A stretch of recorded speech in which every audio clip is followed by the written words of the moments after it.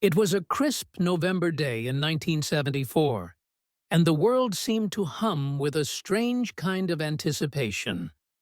Across the Atlantic, London's grey skies mirrored the subdued excitement of a city about to witness yet another ripple from the Beatles' lingering legacy. Meanwhile, in Los Angeles, a certain ex-Beatle was putting the finishing touches on a project that was unmistakably his own. Ringo Starr, the man once tucked behind a drum kit, was now front and center, ready to unleash Goodnight Vienna, his fourth studio album and a confident stride into his evolving solo career. Ringo had always been the underdog, the quiet anchor in a band of giants. But 1974 was proving that even the most unassuming stars could shine brightly in their own right. The world had already seen his charm in his earlier solo hits like It Don't Come Easy and Photograph.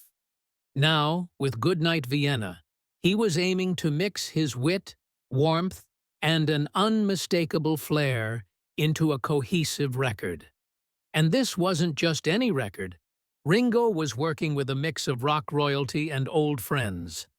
From John Lennon, who wrote the infectious opening track, to the legendary Billy Preston and Elton John, the album promised a glittering ensemble of collaborators. But Ringo's journey to this point hadn't been all smooth sailing.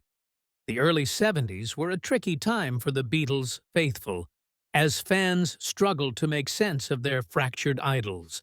Each member was carving out a unique identity, and for Ringo, the challenge was to step out of the shadow of his own past.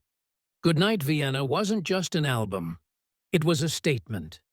It reflected his personality, cheeky, approachable, and brimming with optimism, even when life threw curveballs. The title itself, slang for "It's All Over," was both ironic and endearing, a nod to the humor that had always set Ringo apart. The recording sessions were as lively as the music itself. Set against the sprawling backdrop of Los Angeles's iconic Sunset Sound Studios, Ringo took the reins with surprising ease. While he didn't write most of the songs, his touch was unmistakable. A drummer's precision mixed with a showman's soul. Lennon's energetic contributions like It's All Down to Goodnight Vienna blended seamlessly with Ringo's playful spirit, while covers like the Platters' Only You and You Alone showcased his knack for reinventing classics with sincerity and charm. As the album dropped on November 15, 1974, the world got a glimpse of Ringo Starr, not as the fourth Beatle, but as a solo artist with his own rhythm and swagger. Goodnight Vienna wasn't just music. It was a snapshot of a man embracing change with open arms. For those who tuned in, it wasn't about comparisons or charts.